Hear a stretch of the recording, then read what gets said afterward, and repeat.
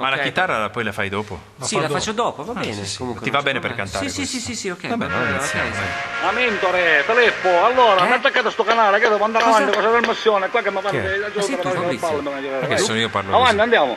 Oh, chi c'è un è? disturbo. Chi è che sta parlando? Scusate, chi siete voi che parlate in questo canale qua? Io non ho capito. Ma chi sei tu? Ma che Chi siete voi che siete? Io sto facendo la Siamo i Farinei trasmissione. da Brigna. I Farinei della Bregna. E chi siete i Farinei della Bregna? Siamo- Ah, comunque non me ne frega Ma niente siamo a un me che gruppo. siete. Non gliene frega Io, niente. sono a Montelepre sono. E voi dove siete? Siamo a Isola d'Asti, stiamo facendo un disco. Quindi se lei si è Ma inserito io in questa allora, ho involontà. fatto un accordo con quelli di Radio Maria, praticamente perché ho detto a Radio Maria, ma mi sa che è una cosa buona. Poi ho visto dove è Erba, ho detto Radio Maria, Erba, qua è una festa questa qua. Invece in realtà no, perché mi hanno fatto fare 4 rosari e me ne sono dovuto andare. Però mi hanno concesso un canale, dai, via. Vabbè, il canale è Ma sbagliato. voi che volete? Non ho capito. No, ma lei si è inserito. Ma io mi stavo facendo la mia trasmissione, ho mandato i pezzi, e voi venite qua a scassarmi le balle. Ragazzi, che tipo, vengono da a scassare le balle a me. No, è lei che è entrato nel nostro studio. Ma che pezzi manda? Lei Io mando pezzi molto belli, non ho tanti dischi, però è andata da poco, è nata Ma la anche radio molto solitaria, una roba radio. Ho ancora fatto il nome, non l'ho ancora fatto. Lei non ha il nome della radio come Vabbè, pretende? non ci saranno neanche ascoltatori, voi quanti siete ad esempio? Siamo in 5.